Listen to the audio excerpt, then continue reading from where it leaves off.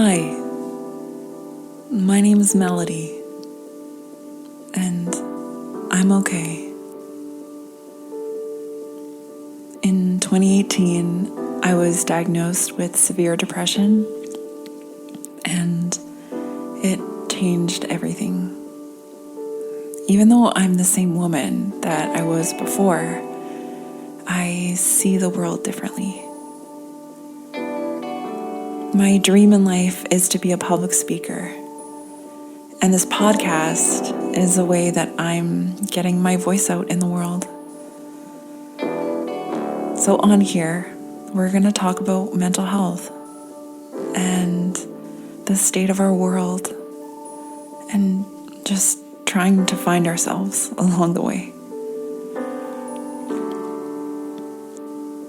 Your support means the world to me because it's literally making my dreams come true.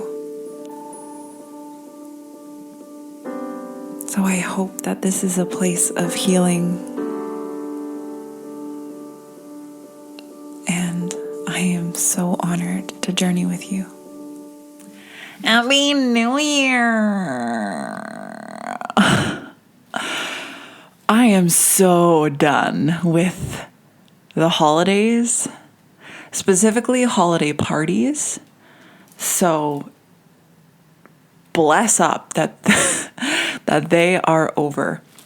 My holidays weren't, I was expecting the worst because last year blew chunks. And this year, my expectations were so low that, you know what? I surprised myself. However, the holiday parties still suck more than anything. Specifically because holiday parties, you see a lot of people that you haven't in a long time. So there's a lot of small talk. And in my case, people know me from a time where I was a good Christian girl. And now I'm a good queer atheist. And I don't really know how to catch people up. And I don't know if it's worth it because I really value authenticity. But it takes a lot of energy to answer all the questions that come after saying that. And I just don't have the energy to explain. So it's not that I'm pretending to be somebody that I'm not, but I am not going out of my way to be like, hey, how are you? How's it going? And then just vomit my life story. So I just, am looking for a little opportunity to sneak some gay comments in. But they don't come up very much. So I'm just really tired of all that. And New Year's Eve was, one of the epitomes of that, where I saw people that I haven't seen since middle school, and I'm like, oh, I'm never going to see you again. I hate that you think that I'm the same, but I don't know if I should catch you up or not. So anyway, just lots of navigating that, and it was super fun and great. So I'm glad it's over. I have some life updates for you because things have changed significantly. And then let's talk about the new year. I have 5 mantras that I want to be meditating on this year and 5 reflection questions because I'm not a huge fan of New Year's resolutions.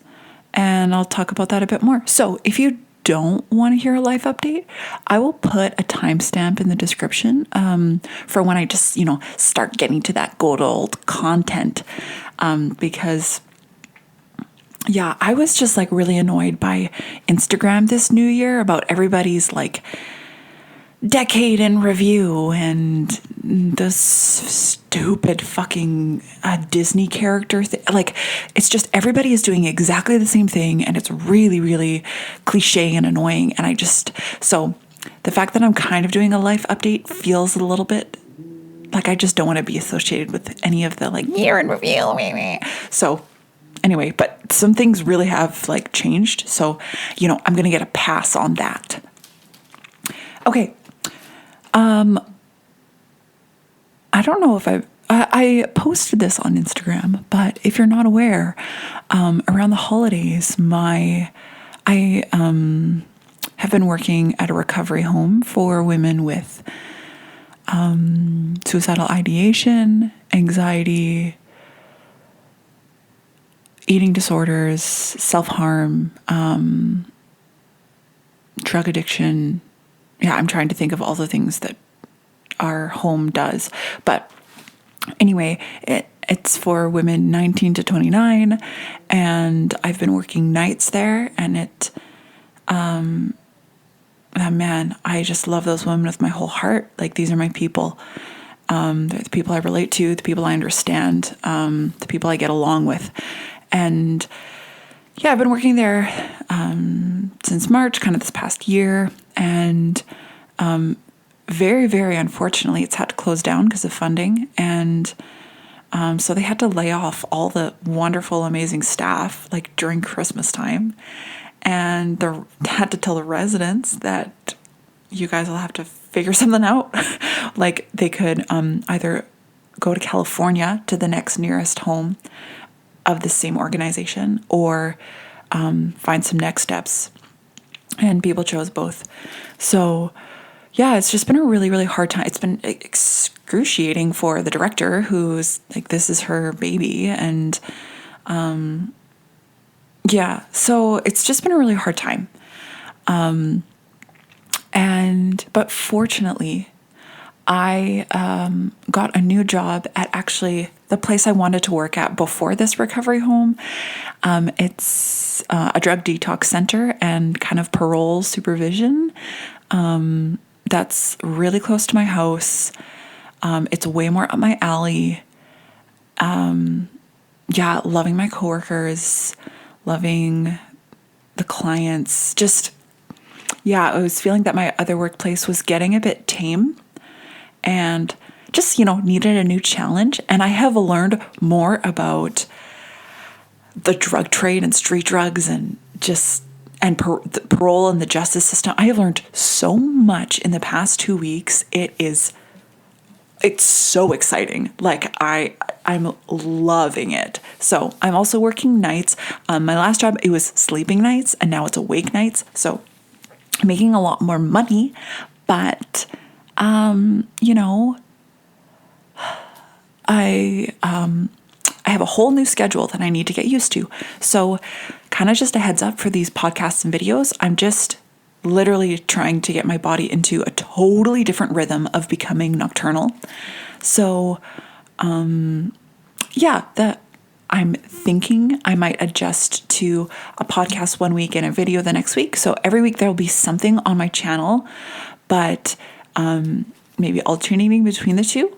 I love both, and they're both very life-giving. I just have to figure out what is best for me to balance, like, keeping something life-giving, because if I'm burning myself out on something that I'm doing like as a hobby and a passion, that's not helpful. So stay tuned. And not finally. That was just the first change. Second, I have been doing my master's at UBC. I want to work in the psych ward as what's it called? A spiritual care practitioner, which is a fancy word for, I just feel like you're giving emotional support, spiritual support to people wherever they're at. So it's not a specific religion or anything. Yeah, you have to just be there for people. And yeah, when you're in the psych ward or you're at the end of life, there's a lot of questions about like, what is the meaning of all this? And I don't have an answer. And it's interesting. I was, so people who are in that program have some kind of like religious background or not background, but like expression, like they subscribe to a religion, and I don't. So I feel like it makes my job easier because I'm like able to a little bit more objectively talk to people about whatever they're believing and thinking, because I don't think like one is the right one. Yeah, but I mean, then my opinion is like none of them are the right one. So whatever works for you. But anyway, I was studying with a lot of Christians, and I have a lot of pain and trauma from the church and Christianity. And so I was finding my schooling, even though it's like what I want to do, it was extremely painful and triggering for me. One class in particular, I just like had this pretty typical older white man that was, and I'm just really done with this, like the white middle-aged evangelical pastor. Like I'm really done and super, super triggered by them. So studying under him was like really, really painful, and not what I wanted to do. And yeah, just, resulted in me using a lot of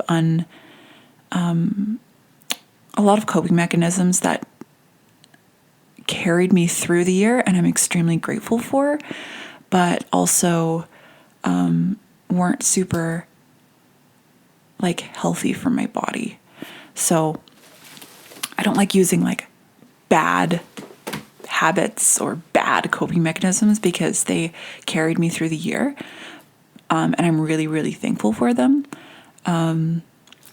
But yeah, I don't even know what to say because it's so complicated and hard. And addiction is really, really messy, and everybody's experience is so different. So it really just requires a lot more, I think, time to talk about it. But anyway, all of that to say, I've decided to stop my master's because it wasn't leading to my flourishing. It was actually just driving me into the ground. So I've taken a leave of absence for 2020. I may or may not go back. I'm realizing that a lot of the reason I was doing it was because this like Western culture that I'm in values post-secondary education and graduate education. And I was letting a lot of that drive me and not personal passion. And so I am doing some art classes and going to art school, and just out of like pure delight. And so there's a local art studio that I have signed up for. My first class is what's it called? Like a lino cut, like it's making stamps out of these rubbery lino etching thingies. So I'm really excited to just do something like not for the grades, not for the degree, but just because I love it and I want to learn more. So that's a big change, and I'm really excited about that. Since like quitting that old job and quitting school, I have noticed my mental health has improved so much.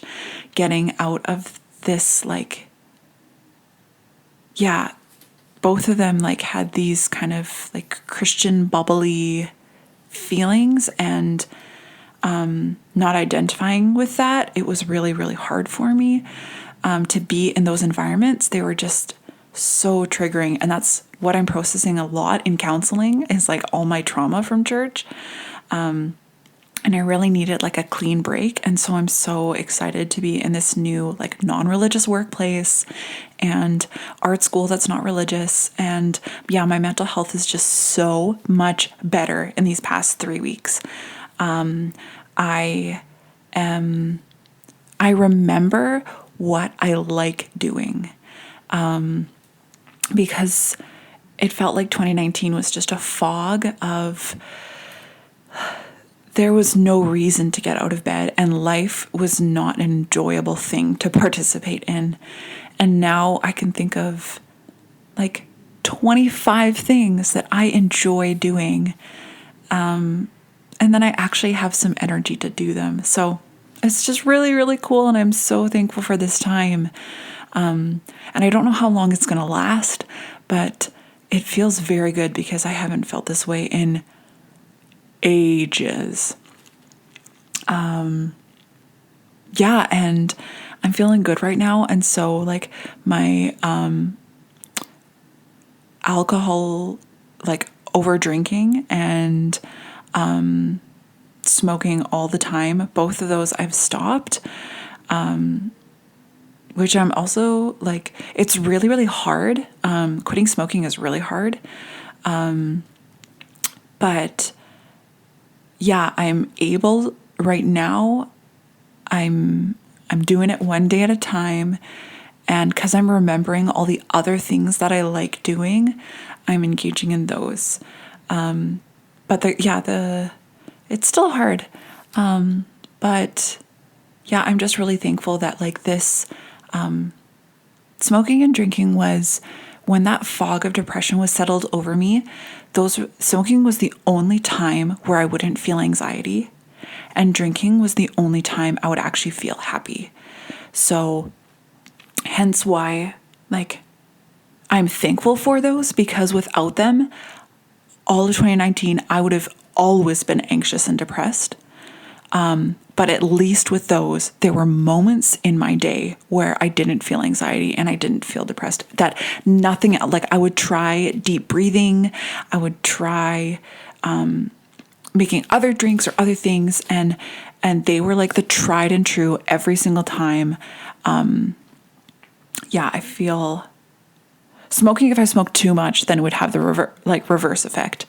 Marijuana would chill me out. Again, too much, then I would get paranoid. So, but drinking was like the more the merrier. And I'm just really grateful that right now I'm not needing those, because I know they're not the best for my body. And so, anytime I can help the good old body out, that's great. And I'm just really thankful that I have a 3-week period that I'm feeling like I'm not needing those coping mechanisms. And I hope that continues. And if it goes back, I have like understanding and empathy for myself, because I get it. So let's move into the new year and some mantras and some questions that I have for myself, because I'm not a huge fan of resolutions. I'm not totally against them. I've done them and they've been good. But I find that some of my resolutions came out of a place of self-hatred. The most common one is like, this year I want to go to the gym and lose 20 pounds or something. And it comes from a place of not liking my body as it is and saying, I will love myself when blank. And the blank is like when I'm thinner. So since doing that body positivity podcast, I have been thinking so much about loving myself right now as I am. And that's kind of shaped all of my mantras, that they're all about engaging and living your life right now, and not dwelling on the past and not living in the future. So I'll explain my mantras, and if you don't know what that is, for me, it's just like a phrase that is true that I want to say over and over. So it like really sinks in. And these phrases are challenging and they make me a better person. So the first one, which kind of frames all of them, is the time to live is now. The time to live is now. The time to live is now.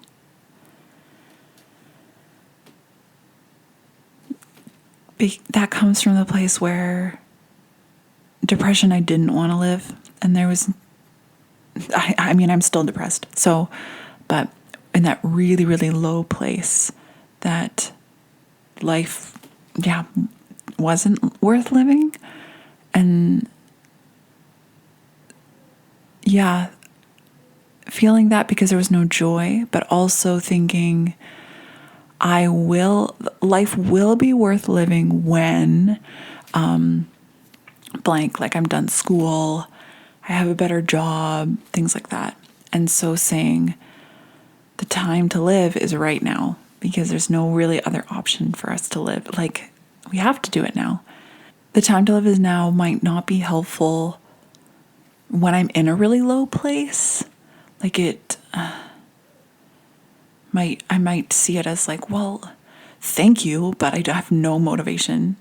So I might get rid of that mantra if it's not helpful anymore. For now, it is. Second, I love myself just as I am.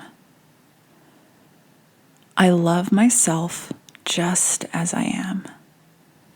I love myself just as I am. That's kind of the direct opposite of thinking I will love myself when I am thinner, when I have clearer skin, straighter teeth, whatever it is.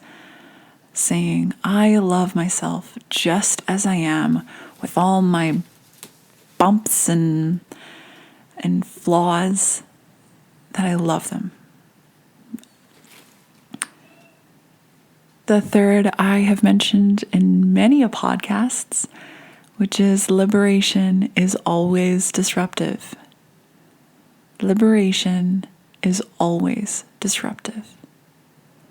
Liberation is always disruptive.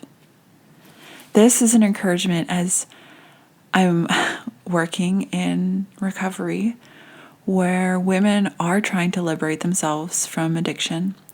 And it is messy. It's disruptive. There's drama. And that is not a sign that it's not working, that it's not worth it. But actually, this is what happens because liberation is always disruptive. If you want to change your family system, if you want to ask your parents to treat you differently, you're wanting to change government systems, whatever it is, if you want freedom and justice and liberation, it's going to disrupt the old systems. So don't see challenge and pushback as a sign from the universe that you need to stop doing what you're doing. Say, oh, yep, this is the outcome that I'm expecting. And go with the flow. See disruption as destroying something that was really unhealthy and it makes a mess. Then we can clean it all up. Fourth, this is one that I made with my counselor because right now I'm processing how I have, like, my career is based on empathy and compassion towards the marginalized. And I have absolutely no empathy and compassion towards specifically like rich white men that are CEOs of companies where they're making money off of other people's labor and sweatshops and destroying the environment. And yeah, so this like capitalist ideal and this like hoarding of wealth, I can't stand. And so I have my impression and judgments towards those like rich people. I can't, I have such a hard time with. And it is hurting me because whenever I see them and interact with them, and some of them are very close to me, it's hurting me. It's giving me so much anger and anxiety that I'm scared about what it's actually doing to my health, carrying all this like rage. So yeah, we came up with this mantra that she told me that like CEOs took a test a while ago, blah, blah, blah, that came out that like all CEOs or most of them do test as psychopaths because they're driven like by money and business and profit and not by like compassion and empathy. And so we were kind of toying around with this word psychopath and came up with this mantra that is, psychopaths are lost too, but I am finding my way. Psychopaths are lost too, but I am finding my way. Psychopaths are lost too, and I am finding my way. I alternate between but I'm finding my way with and I'm finding my way. And it's the first part, psychopaths are lost too, is I think most people, almost everybody on this planet, is trying to figure their shit out. We're all in some way or another lost and trying to find our way. So putting psychopaths are lost too. They don't have everything figured out. They, I would hope, are trying to do their best. Some just aren't. And so, but and I am finding my way is that's what I'm going to focus on, is that I need to find my way through all the shit that I'm lost. And hopefully that is paving a way for other people who are lost and they can see, oh, look, this is a way she got out of it. So that kind of phrase helps me produce a little bit of empathy towards those people and encourages me to keep going with the good work that I'm doing, at least. And finally, very simple, I am enough. I am enough. I am enough. Because the way my brain works is I'm constantly working to think about how I can be better, and giving grace for myself and loving myself now is extremely difficult. So this, I am enough just as I am. I love you right now. All of them are so challenging for me and what I want to focus on. Now, I have 5 questions. I love asking questions. If you hang out with me, I will probably ask you some weird, deep questions. And so I have some weird, deep questions for myself this year. The first one comes from Rob Bell. Obviously, I love Rob Bell. This is turning into just like a Rob Bell promo podcast. He has kind of this story where him and his daughter went to go see Eminem at a concert. And I think Eminem brought in this awesome guest. And he goes to the audience, how much do I love you guys? And so Rob takes that as, motivation for him in his everyday life. Like, for example, he saw a bank teller, I think, that looked like just really, really miserable. And so Rob thinks, how much do I love you? And so he tells her, like as she's typing, you are the fastest and best typer I have ever seen. You are the very, very best at your job. And her face like lit up with a smile and said that he just made her day. And so that question, how much do I love you? How can I spread love to people that look like they need it, or people that are, infuriating me, those rich CEOs, and saying, how much do I love you? And what can I do? So that'll be a big challenge, but I think also a big joy to watch myself love people more intentionally. Second question. What is the most courageous thing I could do right now? What is the most courageous thing I could do? What is the most courageous thing I could do? This is inspired by our beloved Brené Brown. And for me, I think this is going to come up a lot in conflicts, because I was raised in a family system that was very avoiding of all conflict. They would shove it all down and then it would like explode at a random time. And then they would bottle it all up again. And I really, really hate that style. It's really unhealthy. And so my sister and I are trying to undo that and try to engage with conflict a bit more as it comes up instead of shoving it down. So that will require a lot of courage to engage in conversations that I'd rather not have. So that'll be a challenging question this year. Third, what does my body, mind, and heart need? What does my body need? What does my mind need? And what does my heart need? In this moment, as I'm asking that question, I like the distinction between the three, because I can get my thoughts can get very consumed with right now I just need to exercise, or I just need to lose weight, or I just need to get this done.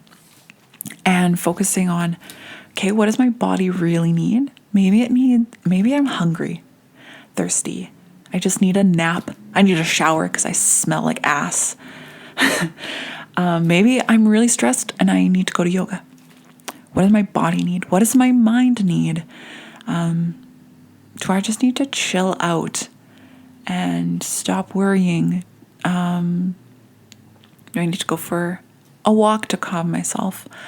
What does my heart need? Do I need to be with my best friend? Do I need a hug? Yeah. And yeah, kind of being more in tune with all of my person and what it needs. Yeah, and I'm not sure like which part gets the most attention, but it's good to have balance. Fourth question, how can I be the best partner to myself right now? How can I be the best partner to myself right now? This is coming from our podcast about singleness and heartbreak, where my friend talked about Emma Watson referring to herself as self-partnered instead of single. And I think I'm a pretty good friend and was a pretty good partner, where I would be very intentional in caring and showing my love for the other person through notes and little gifts and spending time, little like touches and things like that. And so doing that, okay, how can I do that for myself? So for example, tonight I'm going to see a movie with myself because I want to, and I'm a great partner to myself. I like seeing movies by myself. I go to concerts by myself. I go to restaurants by myself. It's like part of the single life, but no, it's good because I just want to be more and more in love with just spending time with myself and like being with myself, because that is the only person you will for sure have for the rest of your life. And final question, what simple wonder of life shall I enjoy today? What simple wonder of life shall I enjoy today? for me, even just yesterday, it was taking my parents' dog for a walk. And when I pulled up to their house, there was like 10 little chickadees on their fence. They were so, so, so cute and just like the size of a walnut. And that was so like delightful. And taking a bath, reading a book in bed with tea. Tonight it's going to see a movie by myself and maybe going to the grocery store under the movie theater and getting my favorite snack. Like, what simple wonders of life do we get to enjoy? Because if you look on Instagram, there's lots of extravagant wonders that people put out there, and just your life is in your own hands. And I have the privilege that I have, time off and time to enjoy those little things. So I want to do more of that. So let me read over those questions again, and then I'll finish off with those mantras. And then I'll wish you a very happy new year, and I will see you next week. How much do I love you? What is the most courageous thing I could do? What does my body, mind, and heart need? How can I be the best partner to myself right now? What simple wonder of life shall I enjoy today?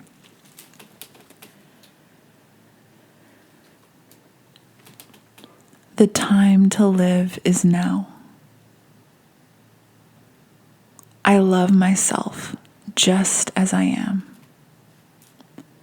Liberation is always disruptive. Psychopaths are lost too, but I am finding my way. I am enough. I am enough. I